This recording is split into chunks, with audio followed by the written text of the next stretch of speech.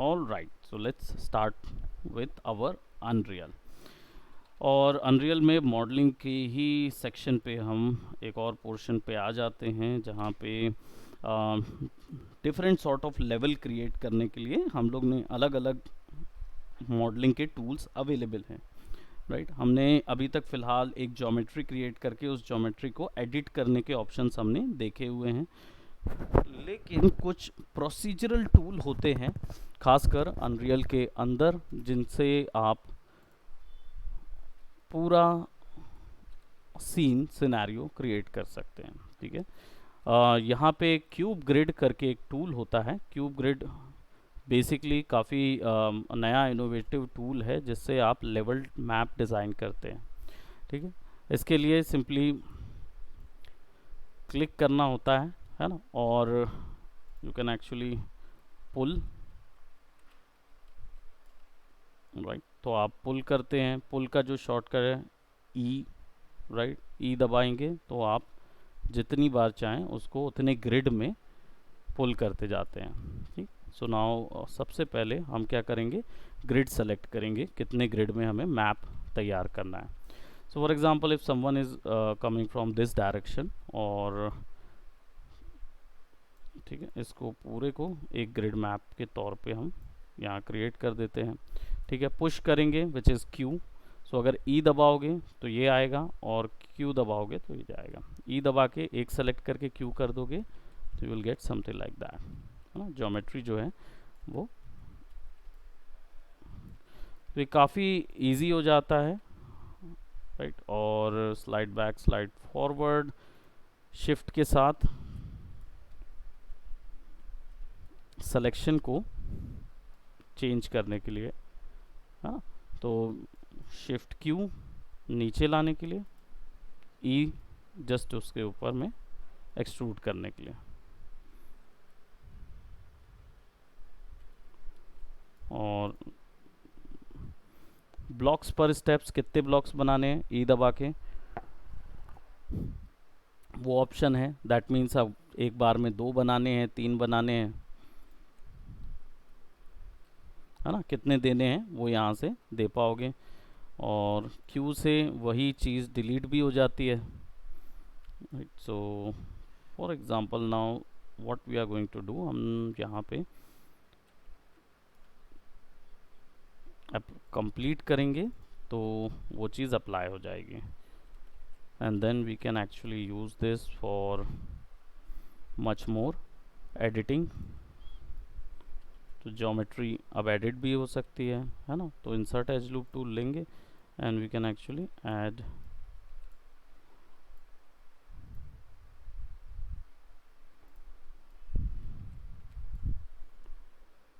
poly edit, and कहाँ गया done. Normal खींचने पर ज्योमेट्री जो है वो स्ट्रेच होती है। ठीक, इसका स्केलिंग यहाँ से कंट्रोल होता है। ये छोटे छोटे जो पॉइंट्स हैं इनसे आप स्केल कंट्रोल करते हैं।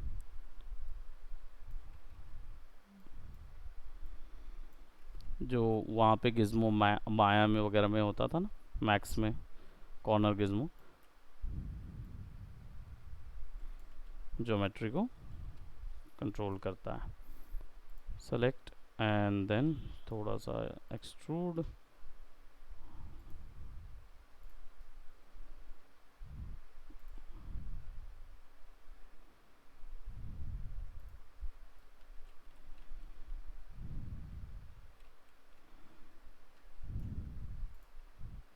देन अगेन क्योंकि ऑलरेडी ये पॉलीग्रिड है, सो जैसे ही जाएंगे तो वापस से उसको फिर हम क्यूब ग्रिड है तो हम आराम से फिर उसके बाद इसको क्यूब का एक्सटेंशन दे सकते हैं अगेन। और ये यहाँ पे काम नहीं करेगा क्योंकि ये एक्सट्रूड फंक्शन हो रहा है वहाँ पे, लेकिन यहाँ पे हमारे पास ग्रिड है तो हम इस पे काम कर सकते हैं। तो इसको सेलेक्ट करेंगे, लेट्स क्रिएट अ, हमें 0 वैल्यू तो नहीं देनी है, power of 2, block base size कितना होना चाहिए वो भी यहाँ से सेट कर सकते हैं। जो उसका बाय डिफ़ॉल्ट साइज़ है वही आ रहा है, बट हम अपनी मर्ज़ी से सेट कर सकते हैं।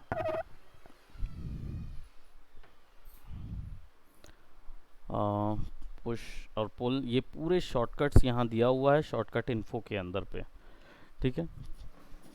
Z इज़ टू,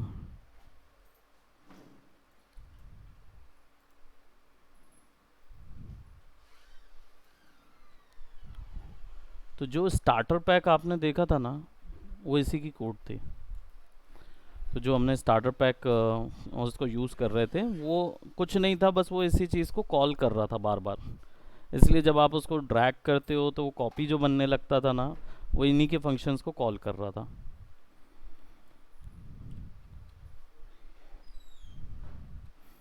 इसको, ये वाले पोर्शन को सेलेक्ट करेंगे और प्रोबेबली इसको डन करना पड़ेगा फिर से क्यूब गियर, और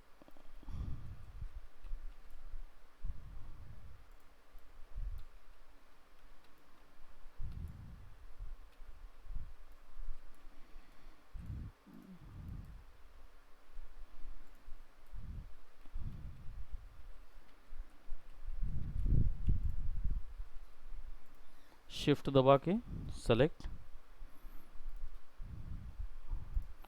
और जैसे ही ग्रिड कंप्लीट होता है वो पूरा सेलेक्ट कर लेता है। तो यहाँ से लेंगे, ई करेंगे,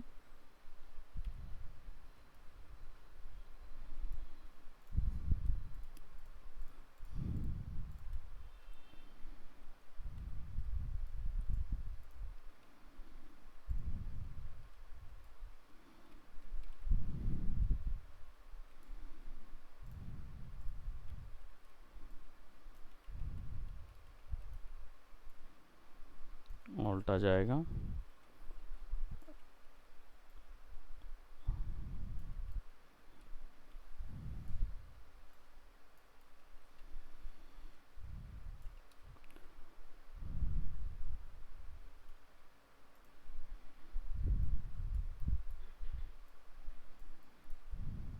सी, वो पूरा एक ट्राई है, पॉलीगॉन नहीं है वो।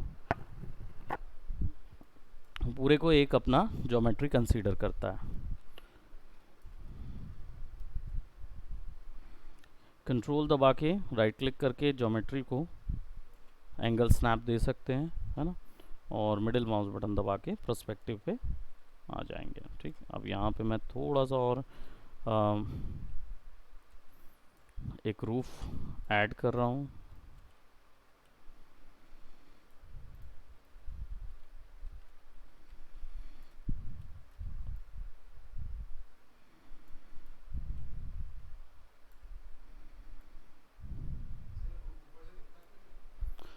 नॉर्मल, नॉर्मल्स है ना, तो नीचे पे नॉर्मल है, ऊपर में फेस फोर्स टू साइडेड, वो जब करेंगे तब ऑन होगा फोर्स टू साइडेड रेंडर। दिया भी होगा आई थिंक इधर पे, cast shadow rendering visible actor hidden.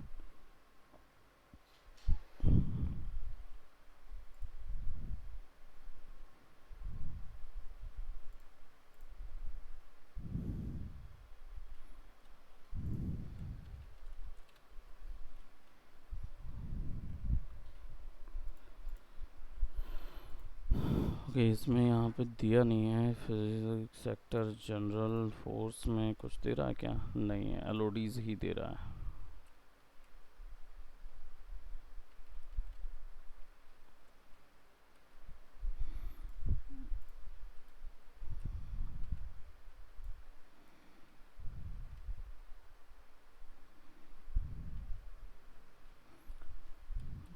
Okay, सो अब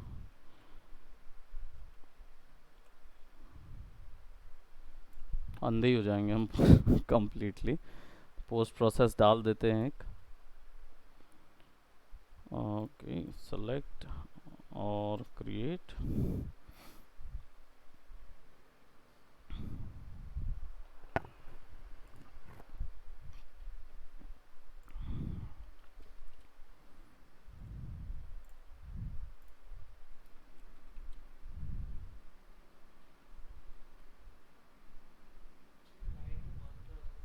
हाँ,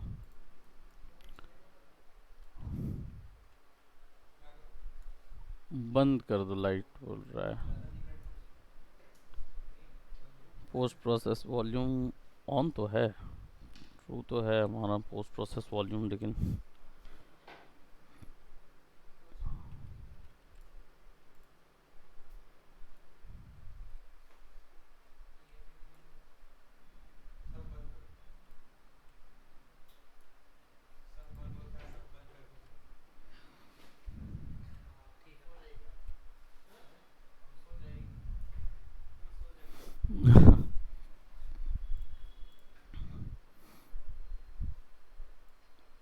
post process volume, directional light,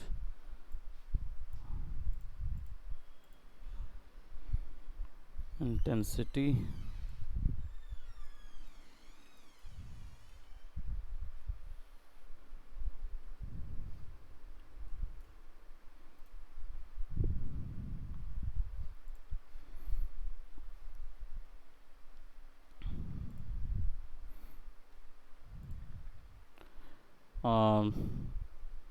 ये टेम्परेचर लाइटिंग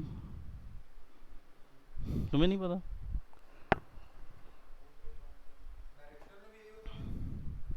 सारे टेम्परेचर के बेस पे लाइट में जब करते हैं तो 6500 जो वैल्यू होती है वो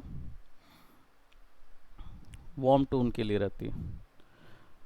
6500 एक्चुअली में न्यूट्रल होता है, बेस होता है, वाइट कलर का होता है। जब आप माइनस में जाते हो इससे तो आप वार्म टोन की तरफ जाते हो, यानी कलर और रेड होता जाएगा। उप्स, अच्छा इसका उल्टा ले रहा है। टेम्परेचर लाइटिंग का कैल्विन स्केल पे बेस्ड होता है, तो अगर इसको बढ़ा दूंगा टेम्परेचर तो रेड पे जाएगा, 10,000 तक जाएगा, 10,000 में वो कंप्लीट रेड हो जाएगा, और माइनस में जाएगा तो, है ना। जनरली अनरियल का जो माप है ये वो वाला 3D का माप नहीं है जो चाह रहा है तो 12 में चल जाएगा, 15।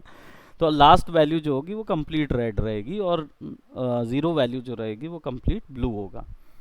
तो कितना भी कम करोगे तो वहाँ चले जाएगा वो, है ना। तो इसको हल्का ओरिजिनल वैल्यू के हिसाब से सेट कर सकते हो। But post process volume activate क्यों नहीं हुआ?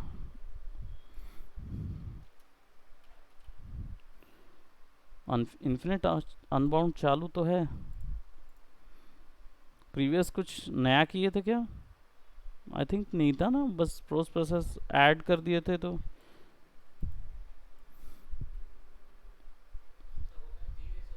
बहुत धीरे से हो रहा है ना, जबकि वो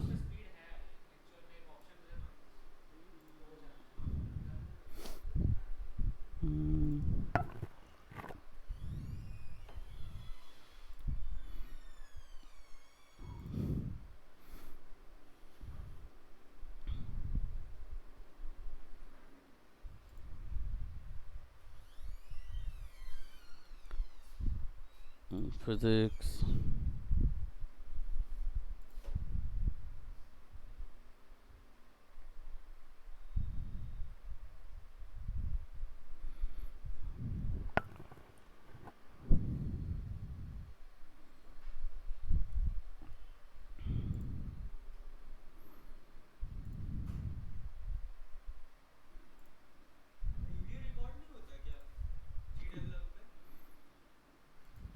जी डेवलप में रिकॉर्डिंग, गेम का प्रीव्यू,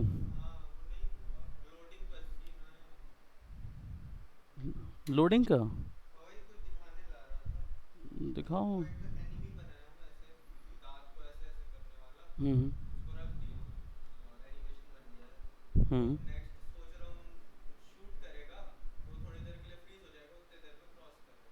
ओके। प्रीव्यू रिकॉर्ड क्यों नहीं हो रहा है उसमें? मतलब ऐसे तो ऐसा ज़रूरत तो नहीं पड़ी मुझे, आई dent no.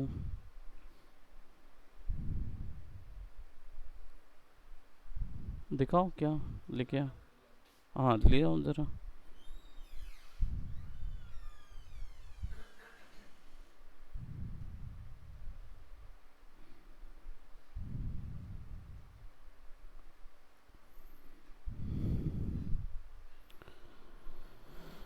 Okay, stream distance multiplier, 0.5 value,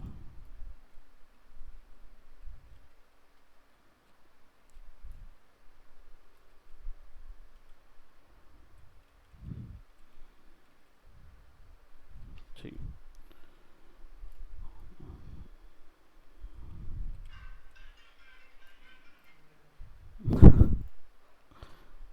modelling, और ये तो ऑब्जेक्ट्स के लिए है।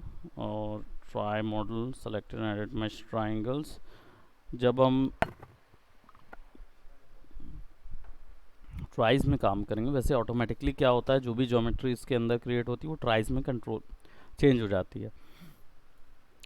ट्राइज से क्या होता है, मॉडल के काउंट भी कम हो जाते हैं, हल्का भी हो जाता है मॉडल, और जितनी भी बेक इन्फॉर्मेशन है वो सारी की सारी उसके अंदर पे रह जाती है। आ,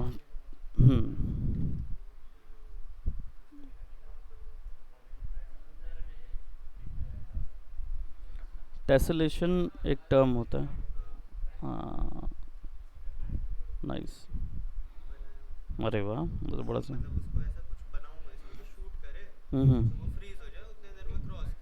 हाँ, वो भी सही है, थोड़ी देर के लिए फ्रीज हो जाएगा, फिर टाइमर लगाएंगे, है ना, टाइमर ऐड करेंगे उसके अंदर, फिर हो जाएगा फिर। हाँ, अच्छा बन रहा है। इसका बैकग्राउंड का हमें वर्क करना बैकग्राउंड ड्रॉ करना पड़ेगा, तब उसको देखेंगे, है ना। तो डू प्लेयर सेलेक्ट, एक भी नहीं है ना इसके अंदर, रेक्टेंगल हो गया, ठीक। एक चीज़ और है इसके अंदर, वो है डिफॉर्म वैल्यू।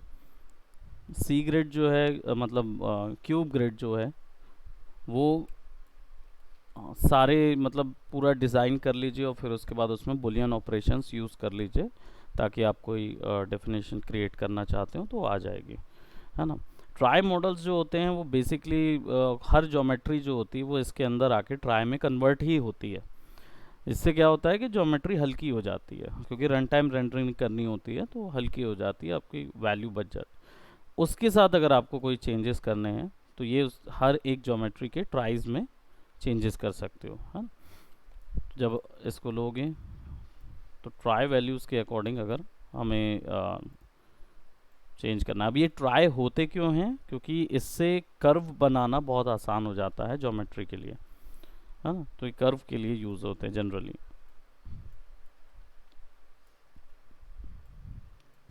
तो जो हम चार देखते रहते हैं वो एक तरीके से वॉल्यूम क्रिएट करते रहते हैं, और कोऑर्डिनेट्स जो हैं वो इस पे डिपेंड करता है।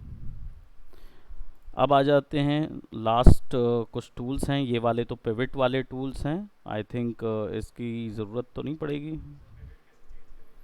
ये पिवट ऑप्शन दिया हुआ है, इसी से चेंज होगा। देखिए,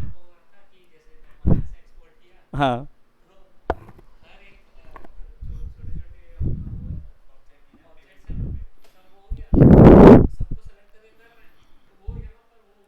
तो ट्रांसफॉर्म माया में फ्रीज ट्रांसफॉर्म नहीं किए थे। माया में फ्रीज ट्रांसफॉर्म होता है तो उससे करते हैं।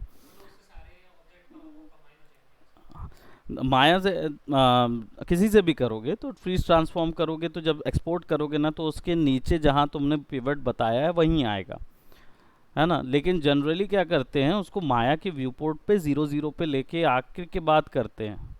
अगर आप कहीं पे भी रखे हुए हो और वहीं के रैंडम से उठा के आप भेज दोगे ना, तो तो जाएगा पिवट, पिवट हमेशा 0 0 पे आएगा, है ना। तो इसलिए उसको करते हैं। अब जैसे यहाँ पे हम कोई एक ज्योमेट्री बनाते हैं, जैसे कि मैं एक स्फेयर ले रहा हूँ, ठीक है, एंड कंप्लीट कर देते हैं। So now we have that sphere, और ब्लू ई आर,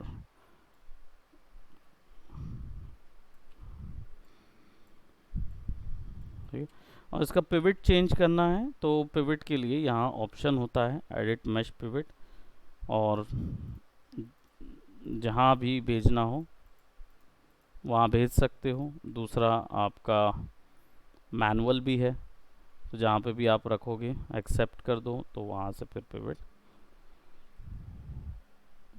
वैसे काम करेगा। ठीक है, तो बाय डिफ़ॉल्ट करके सेलेक्ट करके सबको एक साथ करके सेंटर कर दोगे तो सब एक दूसरे के सेंटर में आ जाएंगे, और नहीं तो हाँ, किसी के ऑब्जेक्ट के रेफरेंस में। प्लस दूसरी चीज़, जो आपने माया से एक्सपोर्ट किया ना, माया से एक्सपोर्ट करने के लिए आप सब चीज़ों को 0 0 पे लेके आके फ्रीज़ करो। अगर आप ग्रिड के 0 0 पे नहीं लाके कहीं से भी फ्रीज़ करेंगे ना तो नहीं नहीं, मैश को 0 0 पे होना है, क्योंकि सेंट आप पिवट जो है वो आपका तो मैश वहीं होना चाहिए ना जहाँ पे पिवट है। तो अगर आपका मैश आप रिमूव कर दोगे तो फिर प्रॉब्लम होगा। सो आ जाते हैं हमारे डिफॉर्म के लिए जो ज्योमेट्री है, इसमें वर्टेक्स स्कल्पटिंग है ऑप्शन। जब आप क्लिक करते हैं तो ये बिल्कुल वैसा ही काम करता है जैसा हमारा जी ब्रश काम करता है ना। कंट्रोल इसमें ज्योमेट्री को उल्टा करने के लिए है। एक और चीज़ है, ज्योमेट्री पे सेलेक्ट करके आइसोलेट सिलेक्शन कर दो विजिबिलिटी में जाके, है ना। शो ओनली सेलेक्टेड, बट एक चीज़ लाइट चली जाएगी सो इसमें अनलिट करो तो you will get something like this. या फिर लिट में भी visibility, sorry visibility, show all, show show all कर देंगे। ठीक है, सारी चीज़ें दिखनी चाहिए।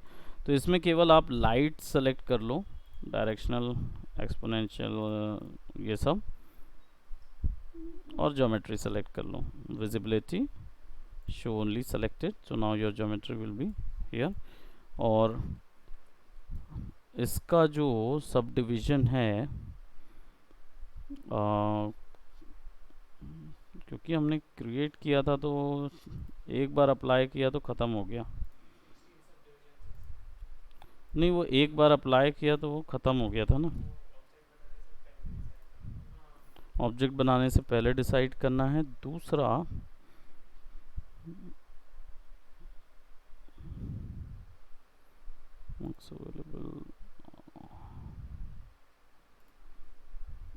मॉडलिंग की प्लगइन्स वहाँ से ऑन करनी रहती है, अगर ये ऑन नहीं होगा तो वहाँ से ऑन कर लोगे, है ना।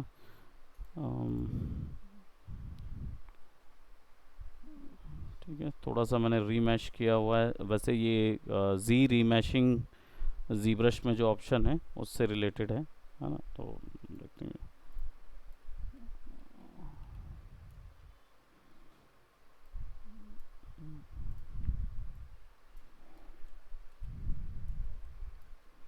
ठीक है। ज्योमेट्री में कंट्रोल दबा के क्लिक करोगे तो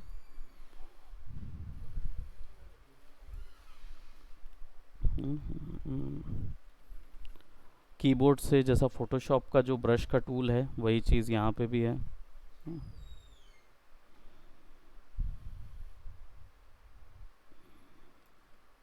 reason only brush to triangles in the same connect, polygroup, हाँ हाँ हाँ,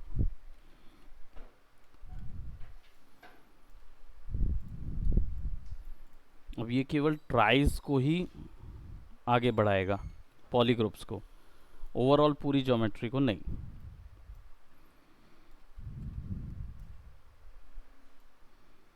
ब्रश का साइज, ब्रश का इफेक्ट आधा कर दोगे तो हल्का इफेक्ट से बढ़ेगा, बार बार आपको करना पड़ेगा तब जाके वो ज्योमेट्री बढ़ेगी।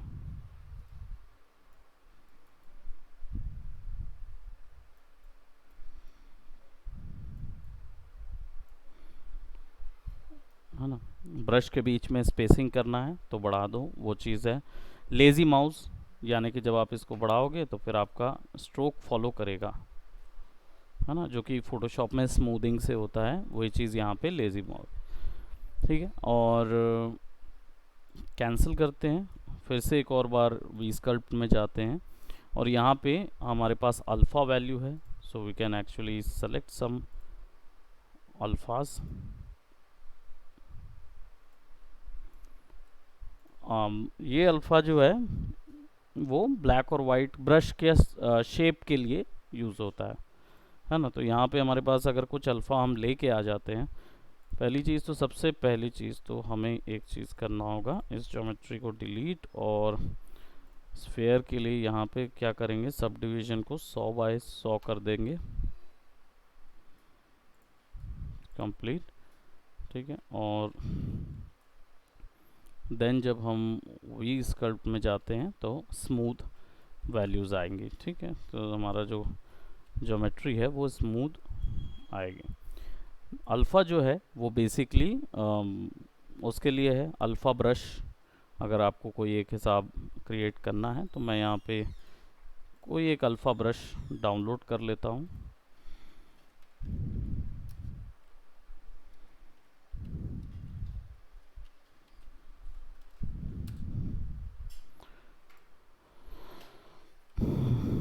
Right, and alpha value basically black और वाइट वैल्यू को बोलते हैं। तो ब्लैक ब्लैक हिस्सा उतना इफेक्टिव नहीं होगा, वाइट वाइट हिस्सा इफेक्टिव होगा। हाँ, फोटोशॉप में जाके खुद से भी बना सकते हो। हाँ, बस ब्लैक और वाइट यहाँ पे ले आते हैं और पुट कर देते हैं। So now you can see. हाँ, तो आई कोड एक्चुअली 15 मिनट और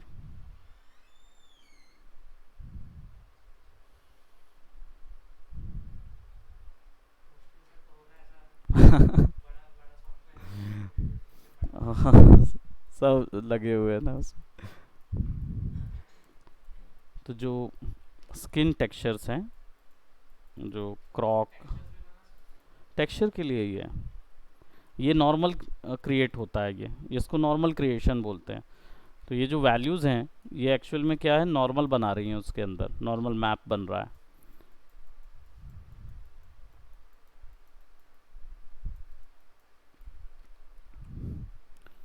तो इसमें क्रिएट तो बहुत कुछ कर सकते हो, यानी कि आप कैरेक्टर भी हम लोग क्रिएट कर सकते हैं, कैरेक्टर मॉडल भी कर सकते हैं और उसके अंदर भी ले जा सकते हैं, है ना। यहाँ पे वर्टेक्स स्कल्पटिंग है, स्मूथ मैश है, डायनेमिक मैश स्कल्पटिंग है, ऑफसेट है, वार्प है, लैटिस है, डिस्प्लेस है। ये सब ऑप्शंस जिसका जी ब्रश हुआ है ना उनको क्लियर है। ठीक है, तो थोड़ा सा पूछ लेते हैं, जी ब्रश किस किस का हुआ था, कुछ तो भी तो हुआ था है ना? तो डायनामिक मैश स्कल्पटिंग क्या चीज़ के लिए होगा?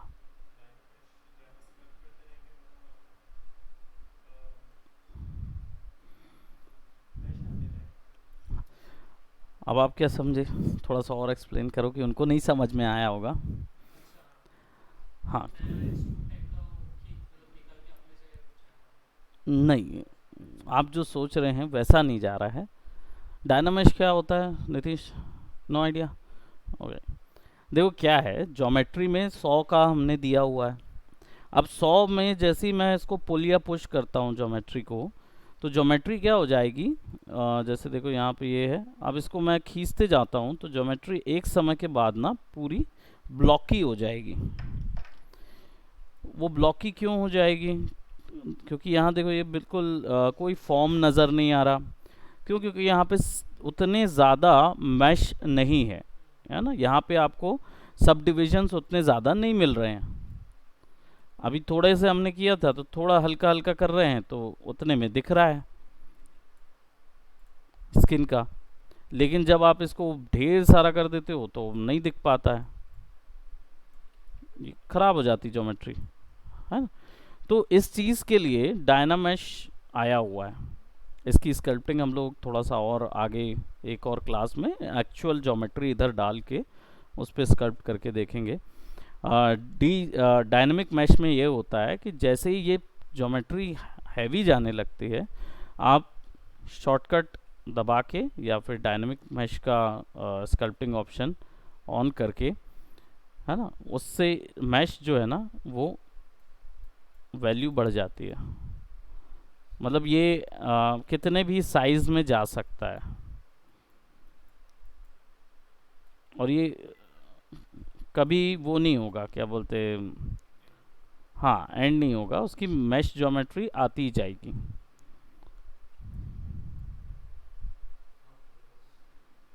ऑक्टोपस बन जाएगा।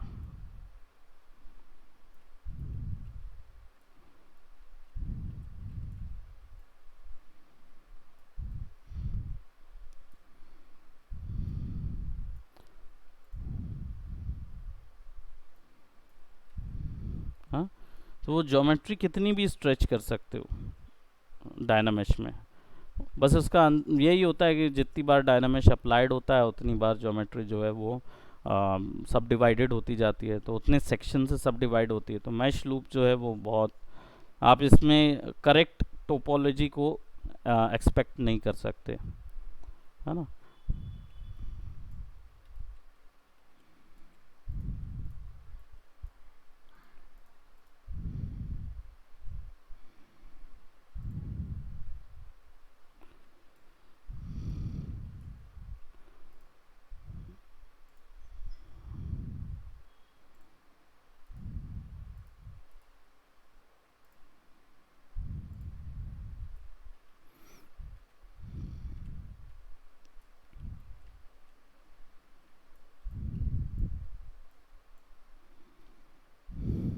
Just a minute.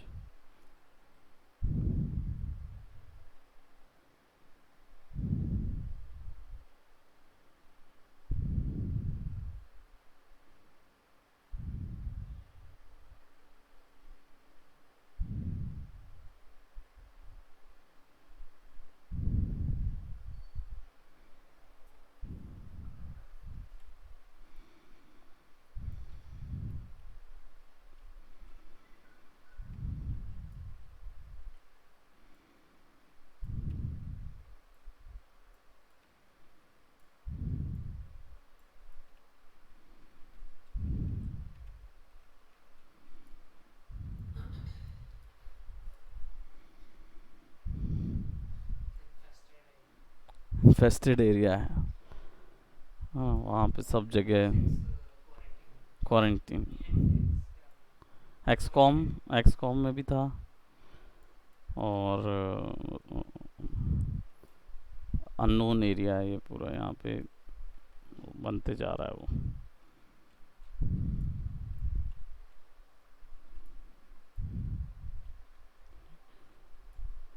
Okay, so smooth जो है वो बेसिकली ज्योमेट्री को सेलेक्ट करते हैं, स्मूथ करते हैं।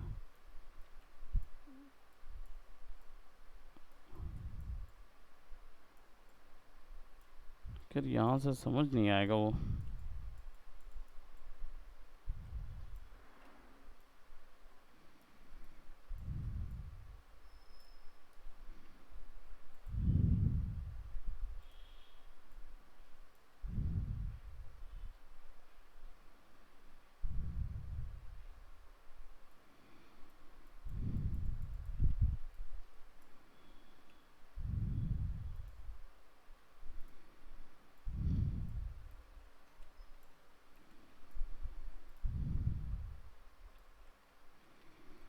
ऑफसेट उसका पोजीशन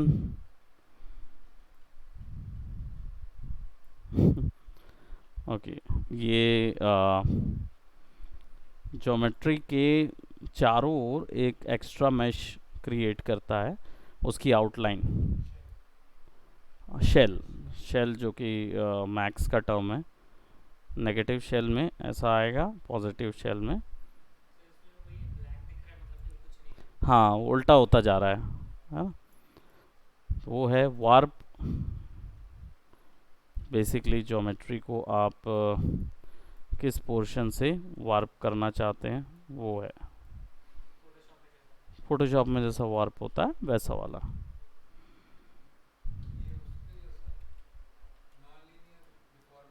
हाँ, बेंड जैसा, जो कि माया में है ना।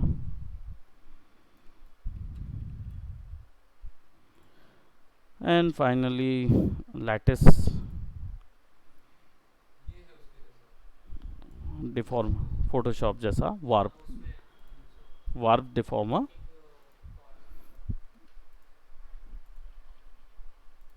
या फिर ड्रैग करके सेलेक्ट करो। हाँ, जैसा डिफॉर्म करना चाहोगे उसको डिफॉर्म हो जाएगा।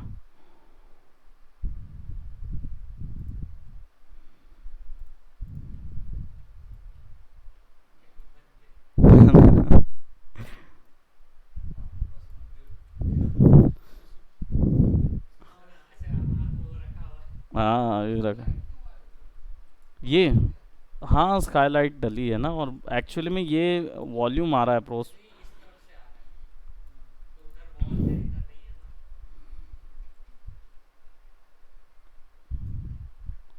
बहुत ज़्यादा लेट हो रहा है, तो रीज़न ये है कि सब जगह से लाइट आ रही है, सब जगह खुला है ना।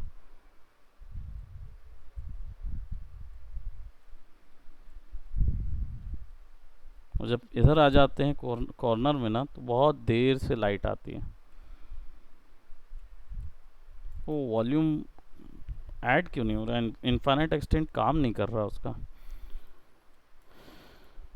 पोस्ट प्रोसेस में हमने दे के रखा है, जबकि उसको वैसे का वैसे ही रहना चाहिए।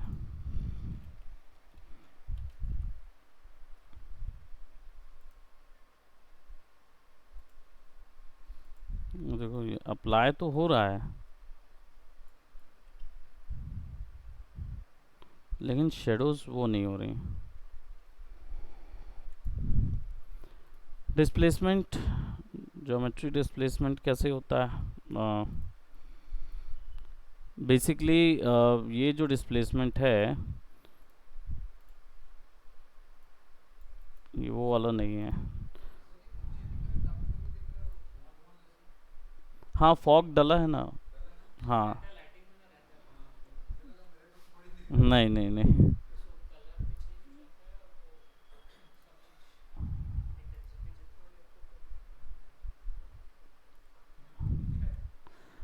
डिस्प्लेसमेंट जो मैप है,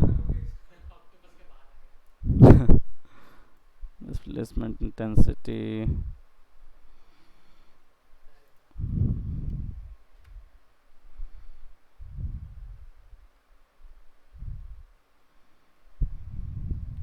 नॉइज डला है ना अभी डिस्प्लेसमेंट में।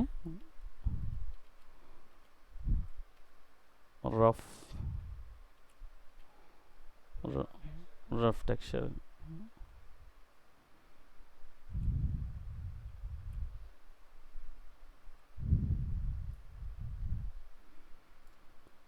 तो ये जो वैल्यूज़ हैं, ये पूरी की पूरी अपनी जी ब्रश की वैल्यू है कम्प्लीटली, है ना। तो एक आपका नॉर्मल स्कल्पटिंग के लिए है, जिसमें ज्योमेट्री ऐड करना और कंट्रोल दबा के उसको हाँ, उसको क्या बोलते हैं, उसको ऐड करना और सब्ट्रैक्ट करना, दो चीज़ रहता है, जी ऐड जी सब।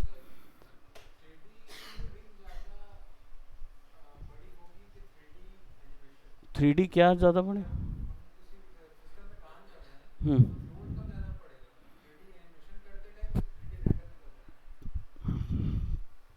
3D रेंडर करते समय ज़्यादा लोड पड़ेगा, पर 3D रेंडर किस चीज़ का बोल रहे हो? सिंगल फ्रेम बोल रहे हो कि एनिमेशन रेंडर बोल रहे हो?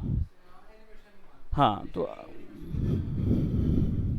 हाँ, तो 3D एनिमेशन में देखो, कंप्यूटर में रन टाइम पे लोड पड़ता है जब एनिमेशन करते हैं।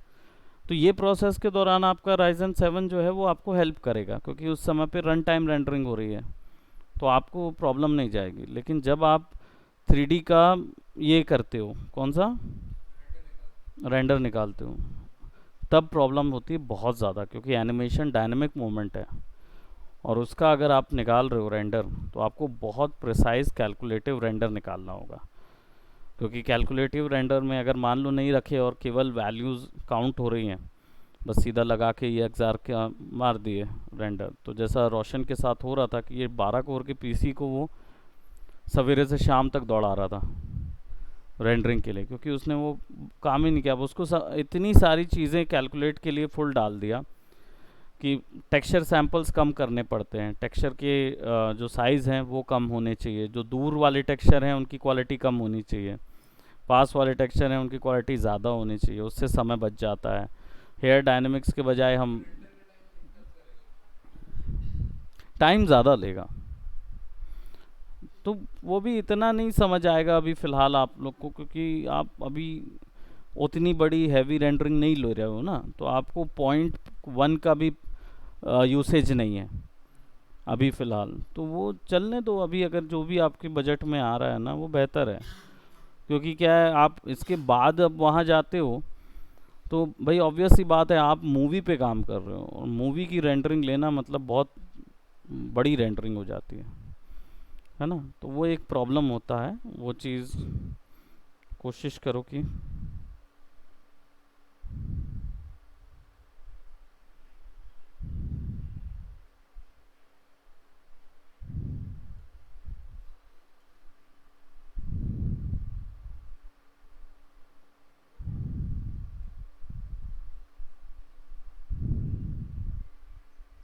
ओके। सो स्कल्पटिंग के टूल्स को और थोड़ा एक्सप्लोर करेंगे हम, क्योंकि फ़िलहाल स्कल्पटिंग का पूरा सेक्शन है जिसमें हम ऐड कर सकते हैं। अभी फ़िलहाल मैं एक सी ग्रिड से या किसी भी उससे हम मतलब एक्सट्रूड करके कोई एक ज्योमेट्री तैयार करेंगे और फिर स्कल्प्ट करेंगे उसको, है ना, बस उतना ही करेंगे। फिर उसके बाद हमारा मेश देख रहे हो यहाँ पे वॉक्सल एट्रीब्यूट्स और यूवीज वाला पोर्शन है, बेकिंग भी है, वॉल्यूम्स भी है, काफ़ी कुछ एक्स्ट्रा ऐड है ना, तो इन सब चीज़ों को करना पड़ेगा, है ना, तो धीरे धीरे धीरे धीरे 1 बाय 1 करते जाएंगे। फिर मॉडलिंग टेक्सचरिंग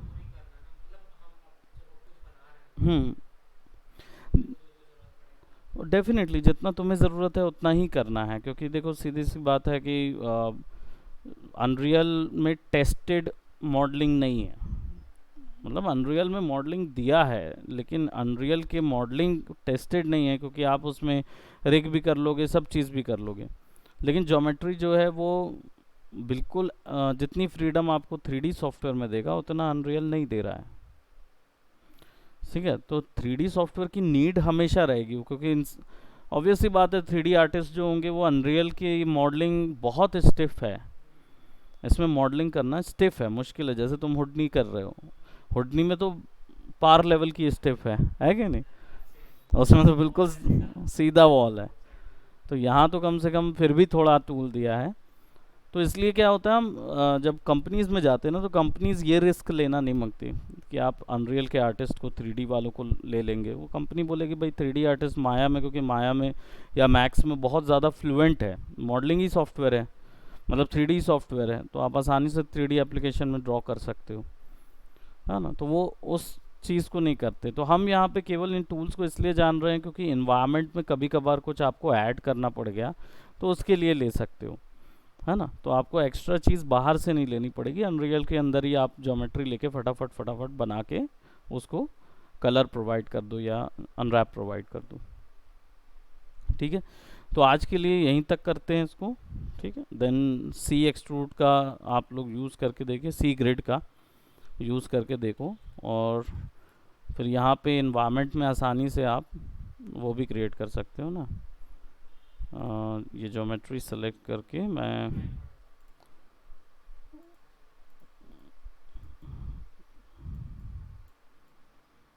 है ना, इसमें स्मूथनेस अभी ऑब्वियस सी बात है इसमें बहुत सारे ऑप्शन नहीं है, वॉल्यूम क्योंकि ज़्यादा ज्योमेट्री ना होने के कारण सब डिवीज़न है नहीं, सब डिवीज़न देना पड़ेगा, हाँ फिर भी इट्स समथिंग, ठीक है। सो इसको यहीं तक करते हैं, that's it for today, bye bye, take care.